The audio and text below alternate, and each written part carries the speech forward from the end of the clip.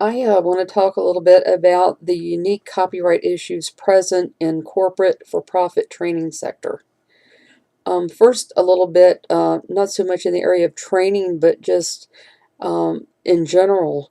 Um, I just celebrated my 19th anniversary at Lumos Networks, and when I began there 19 years ago, the company's name was CFW.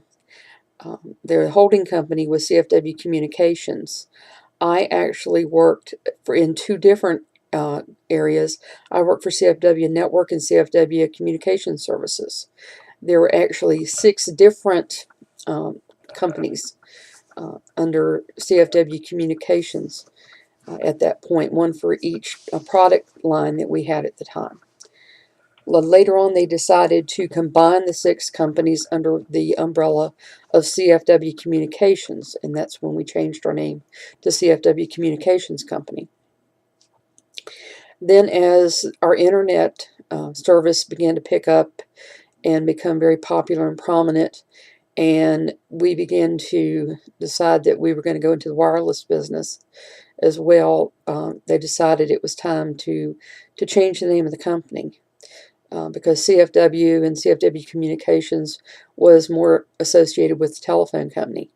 So they looked at rebranding the company from the name that it had been associated with for over 100 years. And they decided to, as a transition, keep CFW into a CFW hyphen, and the new name of the company would be Intellos. And they decided to use, since internet was going to be a big product, and they still were in the telephone business as well, IN Telos, Internet and Internet Telephone. And they didn't get very far along before the company giant Intel called us up and said, excuse us, but you cannot use INTELOS because Intel is our name, and we have that name copyrighted, and you cannot use it. And we're like, oops, okay. And obviously, our company is not the giant size as Intel, so that was not a fight we were willing to fight. So they talked about it a little bit, and they decided to drop the I out of the Intellos name, and Intel was okay with that. So we were CFW-Intelos, N-T-E-L-O-S, for a little while, and then eventually they dropped the CFW-, and the new company's name was Intellos.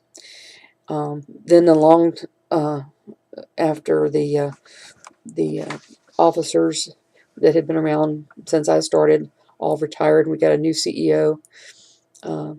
We decided it was time for a split because the company had gotten so big, and there wasn't enough capital in the pot for the wireless side of the house and the wireline side of the house to grow like they needed to. So they decided to split the company in half, and Intellos, the wireless side of the house remained Intellos, and a new company was born, the wireline side, which was the legacy CFW, became a new company. And when they went to rename that company, now Lumos Networks, they did a great deal of research on the company name and made sure that there was no copyright infringement on that, and the new name is copyrighted. As far as the training goes, I think probably the same copyright, a lot of the same copywriting issues are the same for trainers. I would imagine, I don't do a lot with the training department, but I suspect that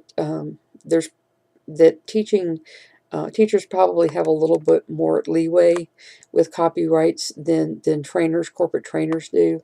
So I imagine that a lot of training people probably, if they're going to do a lot of copying and things like that, have to get more copyright permissions to do a lot of copying and things than educators do. So I would imagine that's probably the more unique thing for corporate, other than things like company names and things like that.